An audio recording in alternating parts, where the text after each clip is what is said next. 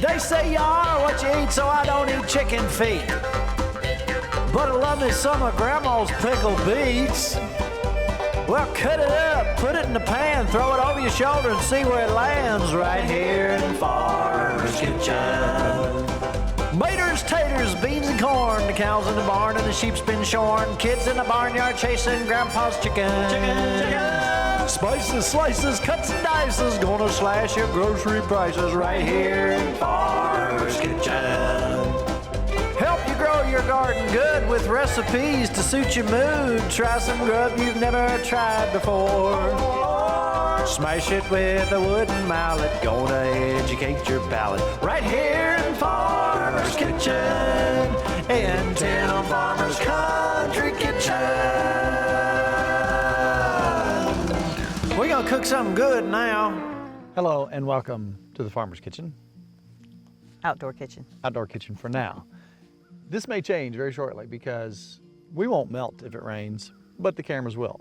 So we may get started out here. We may have to move all operations inside. Wait a minute, I melt, I'm pure sugar. That's true. So I'm gonna have to go in. That.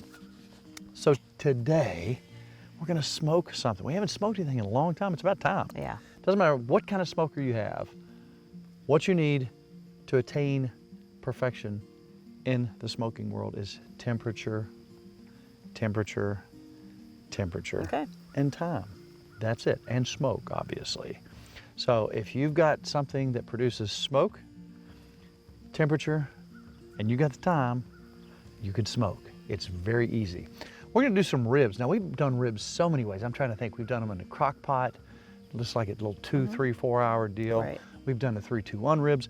This is my go-to ribs when you got folks coming over and you just got to get them going. You know they're going to be here in 5 or 6 hours. Yeah. You want to get them rolling. This is my recipe for that. First of all, we're going to take that membrane off. So we've already pulled it off this one. And I just kind of slide a knife under here. And usually if you get a paper towel, it makes it easier. Pull this whole She is the piece queen of the membrane removal. Is that what you call me? Yep. It should pull off. There's one more little piece. Yeah. Paper towel kind of grabs it. Yeah, because it's pretty slippery. Makes it easy. There we And go. boom, you are We're done. ready to roll. Now, do you remember me telling our wonderful viewing audience that anything you can do outdoors, you might do just as well indoors? Yeah. We might be proving it tonight. So anyway, I'm gonna get my favorite dry rub, whatever yours is, and I'm gonna really put this on there liberally. I really want that taste to get in. Now, pretty quickly, that's gonna soak in. And I'm gonna let these set for 15, 20 minutes. And that really lets it sink in. So you see how much I'm putting on there. Lots. And that's gonna set for 15, 20 minutes. Then we're gonna throw that on at 225. Now let's talk about this, 225, that's low and slow. We're gonna let those go for at least 3 hours. Now this is a very, very typical recipe. And from there, we'll show you a few secrets, but it's pretty cut and dry. These are just basic ribs. And we're gonna show you that you can do this show inside on a back porch, covered back porch, just as easily as you could inside. I'm so sad. Look, Yeah. we had the fire It's gonna going. rain. Everything's ready. It is raining. Those sheep are happy. Yeah, they are. Well, let's take this operation inside.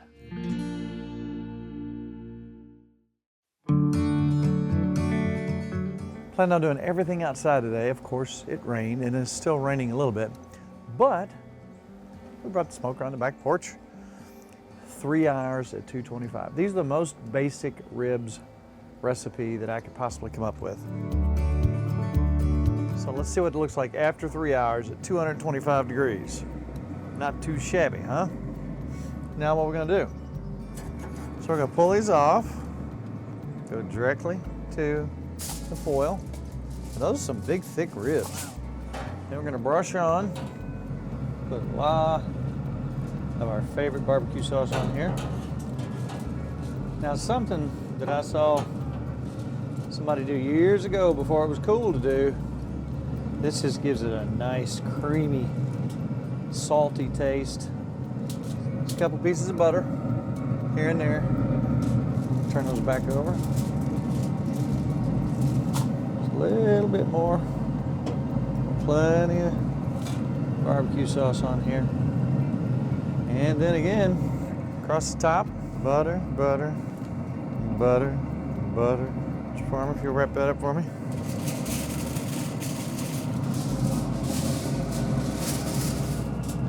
Now again, these are probably the most basic recipe I can come up with. And you're letting your smoker do the work, you set the temperature, walk away. You got other things going on, you got to work on the farm. Let's crank that over.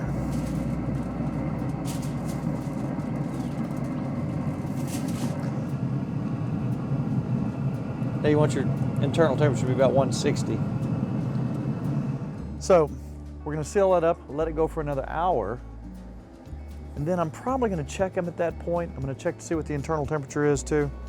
If we're getting around 160, I may take that out, put a little more barbecue sauce on it, seal it back up for just a little while, let that glaze over, bring that out, and we got something good.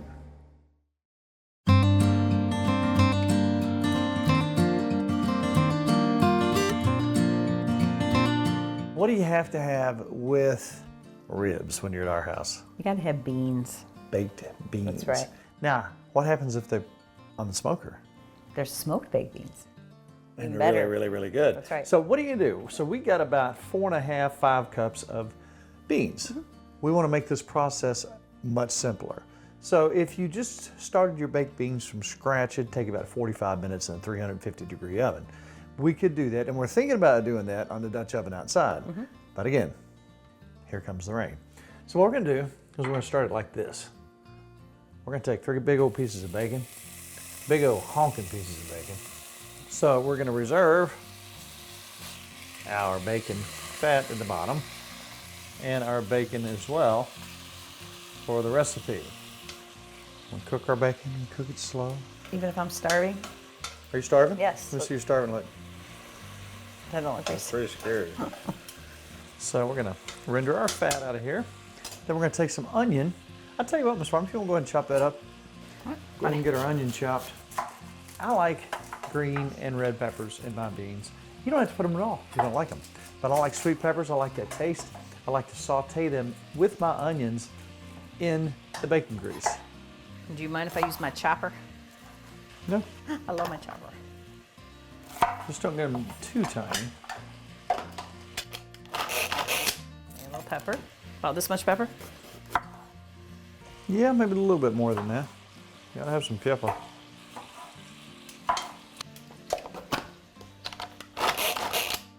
And some red? And some red. How much? About Oh, that smells so good. good enough? Doesn't that smell good? It does smell delish. Okay. What do you think? You know, that looks about Perfect. right. Looks about right. Oh, the onions are getting you, aren't they? I'm just crying because I'm happy. Everything we're doing here is to expedite because you're starving. I am starving. We can't have you starving. That's right. So what we're gonna do is we're gonna have a hot pan. We've already cooked the beans a little bit, so they don't have that far to go. We're gonna saute the onions and the peppers together. Then we take our beans, put them back in here. Remember, already hot pan. Just get those nice and warm. We're gonna add our ingredients. Now, to me, when it comes to baked beans, you gotta have brown sugar, you gotta have a little Worcestershire sauce, and you gotta have, to me, just a little ground mustard seed. I love that in there. It gives it a base it's hard to explain, but it gives it that taste. And we did a shoot with a guy not too long ago. He called it sorghum. Sorghum? Sorghum. Did you ever go to a sorghum festival? Not until you Back took in the me. day? When you took me. So I'm old enough to remember as a kid, these guys making sorghum with their old broke mule walking around. And they would feed that cane into there. Do you know, speaking of how old I am, do you know that this show has been on the air for 10 years? That's a long time. In celebration, woo, look at the balloons and all the happy stuff. 10 years. Wow. We thank you so much for being with us for 10 years, and we're going to take a look back every now and then and celebrate. Speaking of sorghum, or sorghum, as this old timer calls it, let's see what it takes to make some beautiful, wonderful, old-fashioned sorghum.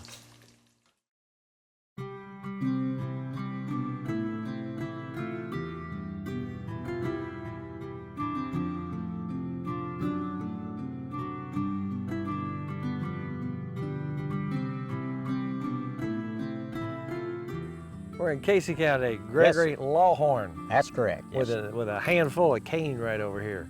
Let's talk about what's going on here today. Now you're making molasses, Sorghum. Some call What's it the sorghum. difference between molasses and sorghum? Well, now I've read so many stories about it, I don't know what to tell you the truth about it. Molasses, that I've been told, is a darker blackstrap type thing. Right, And sorghum is a sweeter, lighter color. right, So that's about all I can tell you the difference in it. But around here, everything's sorghum. yeah. But we Now- call it molasses. All this starts with cane. Cane. When it's growing, it looks a lot like corn. The seeds are very, very small, and you plant it like you do corn.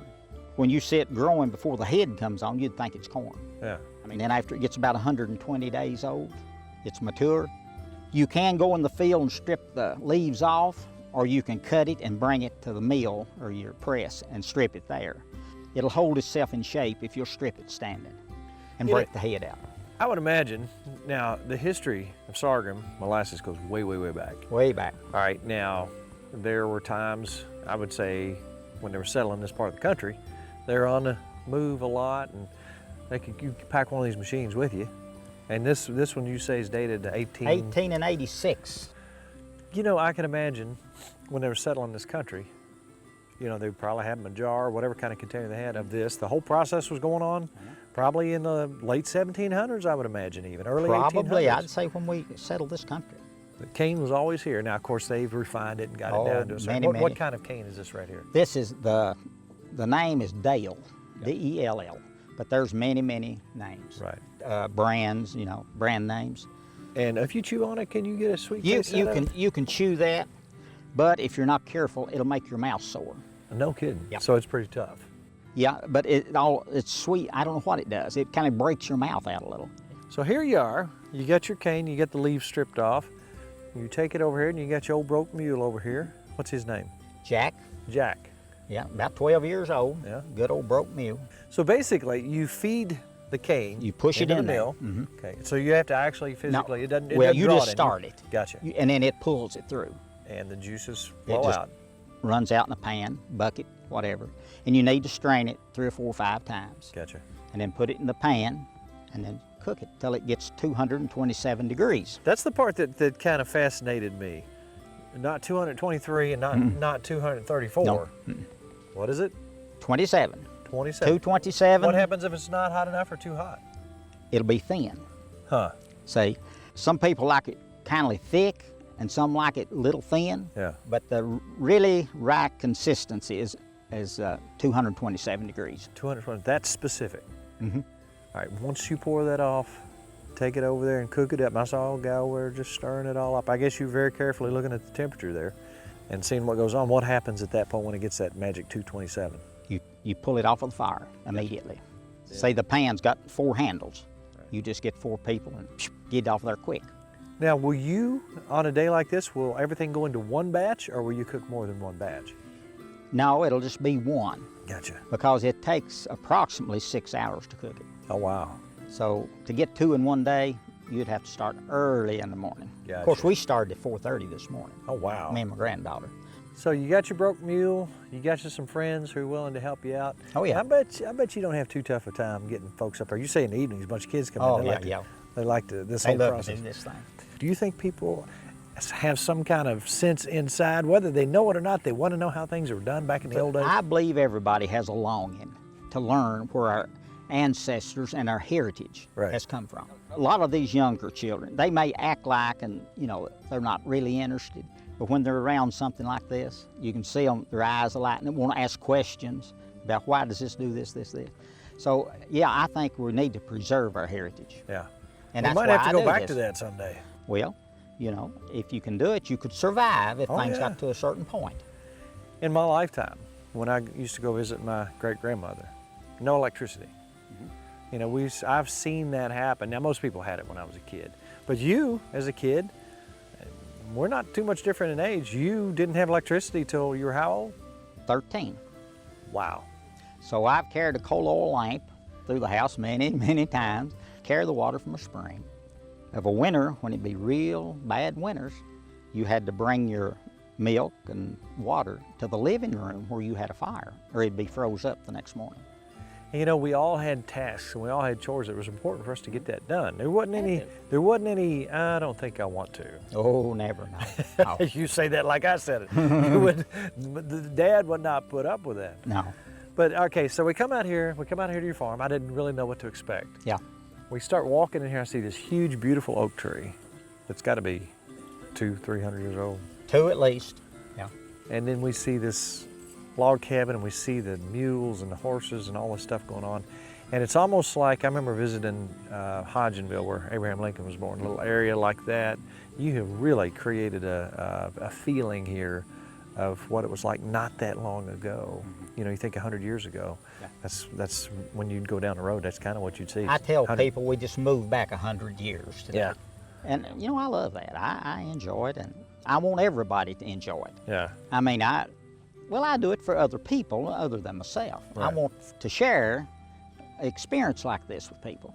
But I remember what we used more was for cakes and cookies and popcorn balls. That's like you Now, got me wanting to try that's a that wonderful now. thing. You've got to try that. I'm going to try it.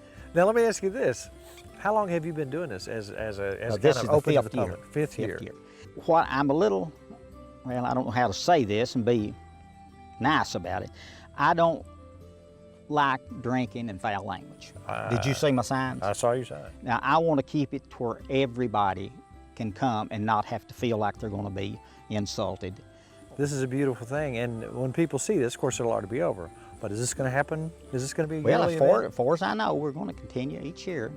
And at the end of the day, there's dinner. Huge dinner. A feast, I have heard. Oh, yeah, you see that big long table? And I heard horse rides going on out here. Yeah, yeah. They take them back out of the big point where you look over on Brush Creek. Beautiful scenery over there. You'll have to take a little ride after a while. Thank Yeah. you. Thank All you right. for doing what you're doing and All keeping right, the appreciate traditions it. alive. That's part of what this show does. Well, that's what we need. We need to get back to reality. Yeah. Well, thank you so much for taking All right. time out for us today. Thank you.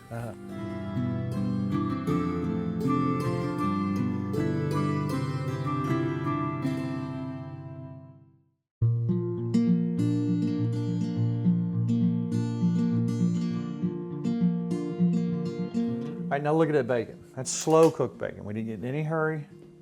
We're gonna come back It was perfectly cut. with these beautifully cut Right. peppers and onions Right. that Nikki meticulously I did. chopped by, By hand. Now, when I dump this out in here, the smell is what? Amazing. Little slice of Yum- heaven. Yummy. That's one thing we can't share with you. I wish we could on television. The smells that come out of this kitchen. Oh me, oh my. Now I'm gonna turn it up just a little bit. I had it real low on the bacon. So again, the whole thing that I'm trying to do here is expedite this process so you can eat sooner than later. Now my beans, I change them up every now and then, but one thing that stays the same is always the sorghum. Always the sorghum, always the brown sugar. But Worcestershire, you can put some ketchup or you could put some of your favorite barbecue sauce. And we do that quite often too, so we kind of change it up as we go along. Now, the smell of onions and peppers cooking, it reminds me of The fair. the fair. The fair. Going to the You fair. think about the folks making their different Oh, sausages and then they're putting this kind of stuff on it. Do they cook it in bacon grease then? I wonder. Oh, I bet they do. What do you think? Looks good So to far, me. so good? I could eat those now. Now, I'll tell you what I'm gonna do. I'm gonna dump our beans in here. All 4 or 5 cups of them. Now you see what we got going on here. You see our flavors here. But there's one thing that's gonna be missing, and that is Put it on the smoker. smoke. You add some smoke rolling to this on our ribs that are almost done. Are you kidding me? Look at Yummy. that. Just look at that that. looks good already. Now, I tell you what, if you will dump the sorghum out for me, Oh well. to me, to get that old-fashioned taste that I remember as a kid, anytime any of the church ladies made beans, Sorghum. sorghum, and let's go some brown sugar. You want all this? Yeah, let's go. That's about a half a cup. Let's go more like a third, Right. because we do already have sorghum in it. But you gotta have brown sugar and Worcestershire sauce. Now, You can eat those now. That looks pretty good. you could. I mean, they're all cooked. Delish. The thing is, that extra little added smoke. That's Just right. for a half an hour that we're going to put out there. Just adds so much. A little ground mustard And I don't know, that's probably half a teaspoon. Then we're gonna put our bacon in there, Miss Ryan. Just right on top. Hey now. You wanna stir that up? Yeah. You Just lay it on the top. Yep, you two-handed person, you. Should we try each one to make sure?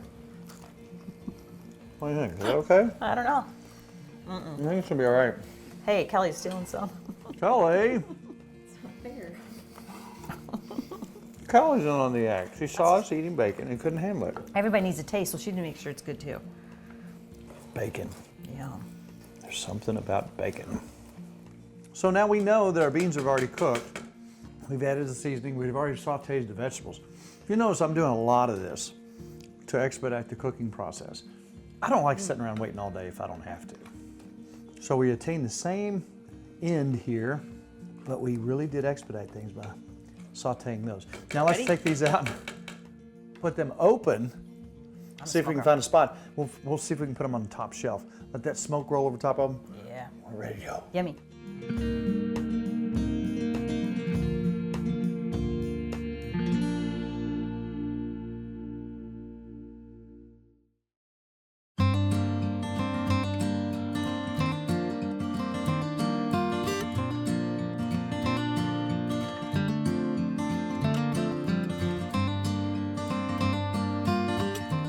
All right, now look at this.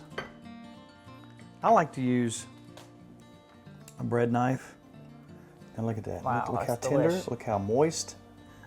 That is just exactly what you want. We're messing our plate up, but Ms. Farmer, Try to get the first I know you're bite. starving. Wow. Now look at that. That's exactly. Now look at this. You got your smoke, pink color there. We were up to temperature. Everything's just like, look at the glaze. It's just like you want it. Isn't that good? That's It's delicious. moist. Hey, that was mine. Very good. I want you to look how moist that still is. The perfect pink coloring from the smoke. Our smoked beans. I'll try some of those. Those look good too. Ready? I am. Oops, piece of bacon. It's not a big bite. There we go. Dig it? Wow. Those are really good. Bacon's good. Sorghum and the peppers. Smoky too. I taste the You smoky. gotta have the smoke. You gotta have the smoke. To me, that's about the perfect summertime dinner. You can make some coleslaw, whatever side you wanted. So we're gonna turn the lights out. We're gonna sit down and we're gonna eat like true human beings, being that this is our kitchen, this is not a set. And then we'll be back in just a little while.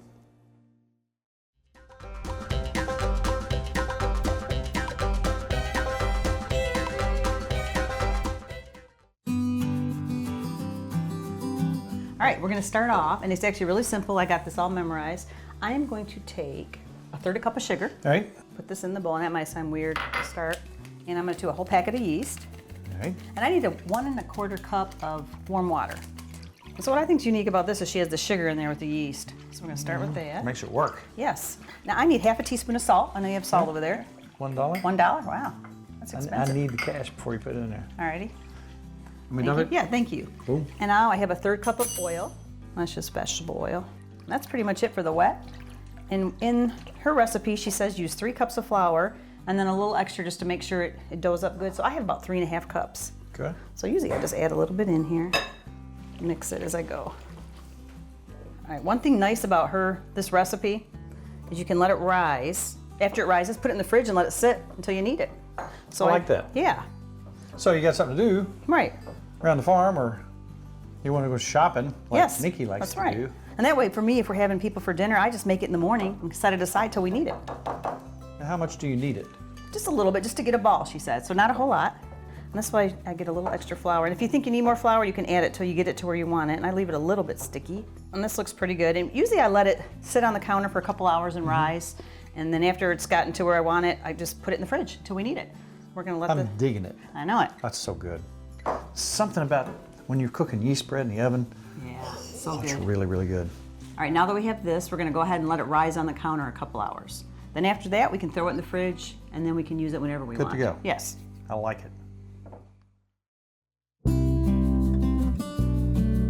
So we're gonna have everything come together at once. How long does it take your yeast rolls to cook? They only cook 15 minutes. But what I've done, I actually let this rise on the counter for probably 2 hours, and it's been in the fridge. So see how it is right now?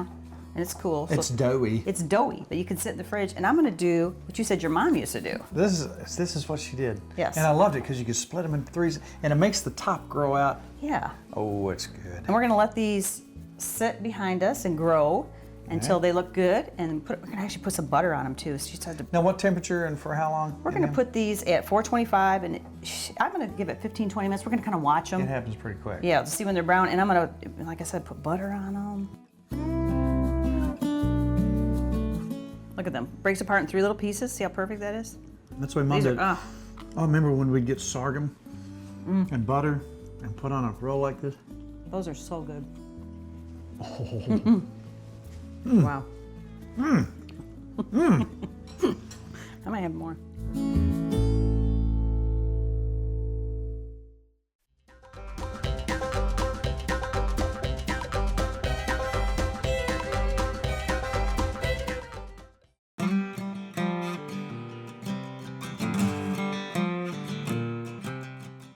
We have been catering for a lot of years, and I wanted everything to have a specific taste. Therefore, I had to come up with my own products. Right. A dry rub, chow chow, and our barbecue sauce are something that we use in all our catering gigs.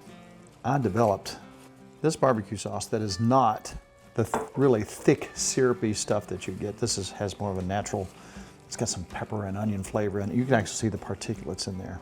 You know, a lot of people are asking what we use our dry rub on. Now, obviously, pork and chicken are 2 of the more common things. Also, we've been using on our corn on the cob with butter. That is. I'm telling you, this It's stuff wonderful. with potatoes is fantastic. So 40 years in the making, Tim Farmer's Country Kitchen Dry Rub.